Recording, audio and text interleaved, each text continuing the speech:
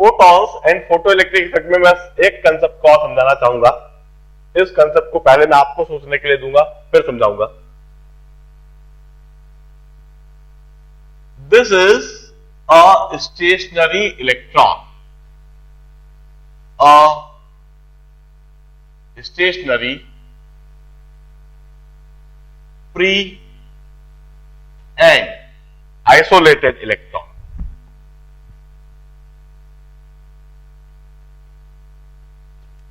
Free and isolated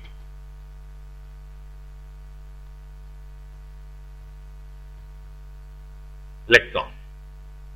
And this is a photon.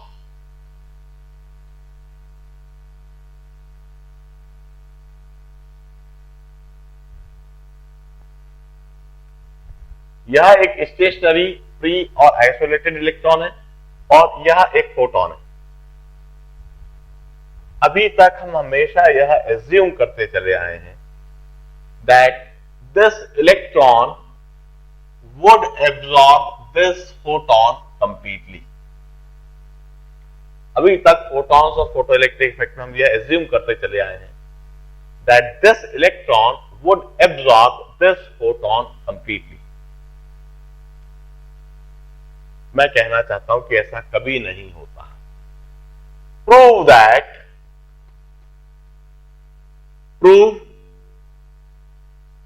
That this photon can never be completely absorbed by this electron, completely absorbed by this electron. Prove कीजिए कि यह electron इस photon को completely absorb कभी नहीं कर सकता। Prove that this photon can never be completely absorb by this electron. यह फोटॉन इस इलेक्ट्रॉन के द्वारा कंप्लीटली एब्जॉर्ब कभी नहीं हो सकता। इस बात को प्रूव कीजिए। 3 से 4 मिनट का समय दूंगा, फिर मैं समझा दूंगा।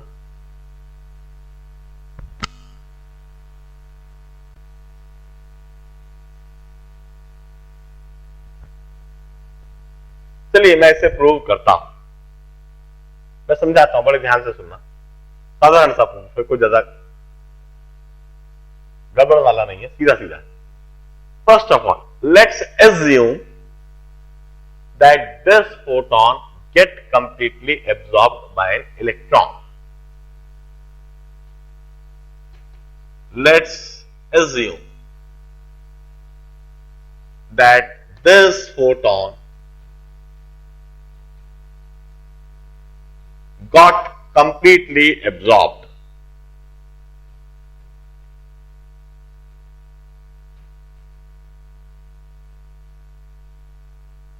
अब यदि यह फोटॉन कंप्लीटली एब्जॉर्ब हो जाता है तो 2 कंजर्वेशन प्रिंसिपल जो हमेशा ही होल्ड करेंगे। एक तो मोमेंटम कंजर्वेशन प्रिंसिपल, जिसको आइंस्टाइन ने कभी भी डिनाई नहीं करा है,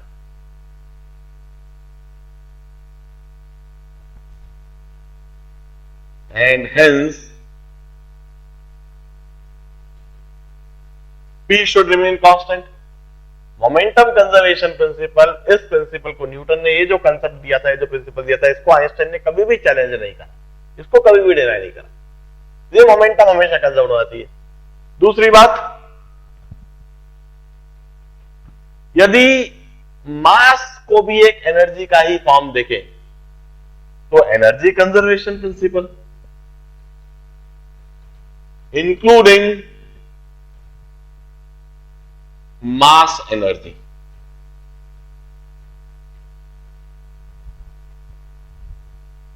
यदि मास को भी एक एनर्जी का फॉर्म देख रहे हो और हर जगह मास एनर्जी भी अकाउंट कर रहे हो तो मास एनर्जी कंजर्वेशन प्रिंसिपल भी लगाया जा सकता है।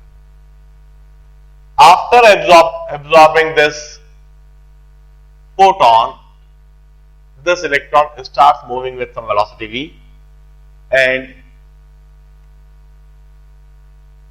its moving mass is m. मुझे मूव करने लगा तो इसका मास है rest mass m naught, rest mass m naught, moving mass को m हो जाएगा। अब हम कहते हैं बाय मोमेंटम कंजर्वेशन इक्वेशन हम कह सकते हैं इनिशियली फोटोन का momentum h upon lambda, de Broglie equation, और इलेक्ट्रॉन का momentum m naught into zero.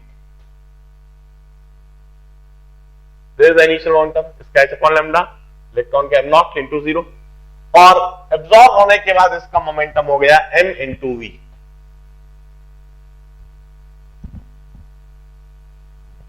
m into v, thus momentum conservation equation. Total mass m हो गया, वेलोसिटी। अब एनर्जी कंजर्वेशन इक्वेशन, इनिशियली इसके पास जो एनर्जी है that is h new, इसके पास जो energy that is m not c square, इसके पास जो एनर्जी है that is m c square.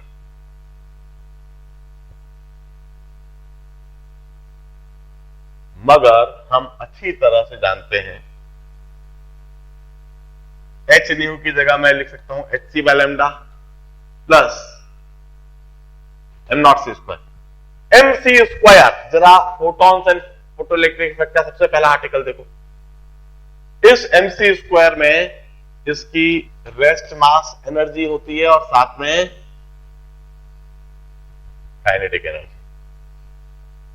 In fact rest mass energy जो इलेक्ट्रॉन के पास पहले थी वो तो अभी भी है, जो कि काटी जा सकती है। जो फोटॉन से उसके पास एनर्जी मिली है वह उसकी काइनेटिक एनर्जी बन जाएगी।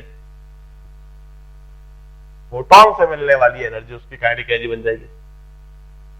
ये फोटॉन की energy h c by lambda और ये इनकी काइनेटिक एनर्जी सिस्टम की, और वही चीज दिखेगी। अब h बाय लैम्डा की जगह पर हम लिख दें h बाय लैम्डा की जगह पर हम लिख दें mc mv।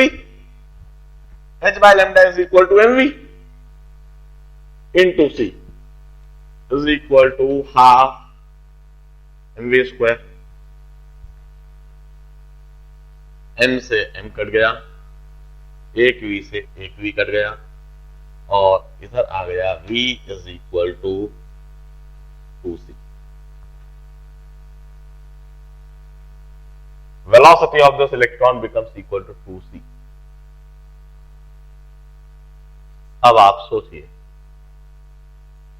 इस फोटोन को एब्जॉर्ब करके, कंप्लीटली एब्जॉर्ब करके इस इलेक्ट्रॉन की वेलोसिटी हो जाती है 2c, 2 times velocity of light. क्या यह कभी संभव है? क्या यह कभी भी पॉसिबल है कि किसी सिस्टम की, किसी बॉडी की वेलोसिटी लाइट की वेलोसिटी की दुगनी हो जाए? हम कहते हैं it's impossible. According to Einstein it's impossible, यह असंभव है। और यदि यह बात इम्पॉसिबल है, इसका मतलब कहीं ना कहीं गलती है, इसके ऊपर कहीं ना कहीं गलती है, क्योंकि इधर तो एक ऐसी चीज कंक्लूड हो रही जो कभी हो नहीं सकती। क्या गलती मास को काटने में है? नहीं। क्या गलती इस वेलोसिटी को काटने में है? नहीं।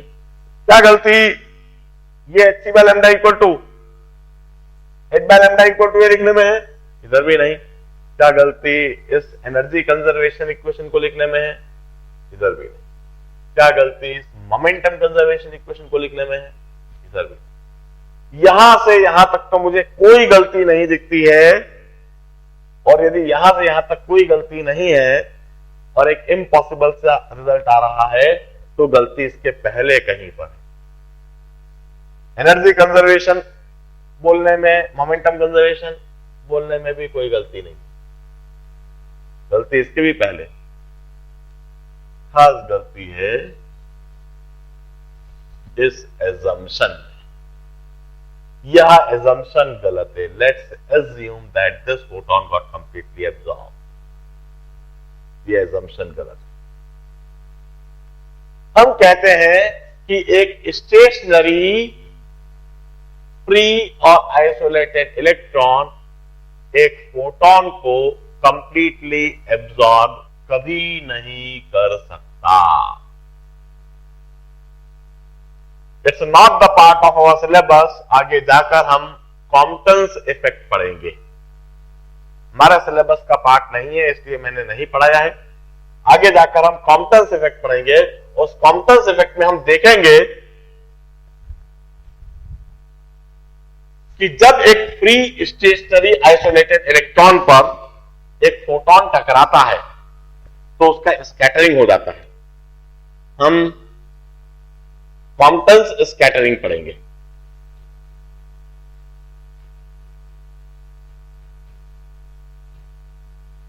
और उसमें हम यह देखेंगे कि एक इलेक्ट्रॉन से जब एक फोटोन टकराता है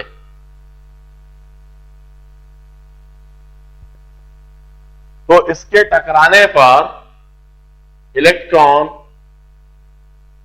इस तरह से मूव करने लगता है और एक दूसरा फोटोन इस तरह से एमिट हो जाता है। यहां एक फ्री आइसोलेटेड इलेक्ट्रॉन है। इस फ्री आइसोलेटेड इलेक्ट्रॉन पर जब फोटोन टकराएगा तो कॉम्पटन्स स्कैटरिंग होगा। इलेक्ट्रॉन इस डायरेक्शन में जाने लगेगा और एक दूसरा फोटोन इस डायरेक्शन में जाने लगेगा। मतलब कि यह फोटोन कंप्लीटली इस इलेक्ट्रॉन में एब्जॉर्ब कभी नहीं होगा।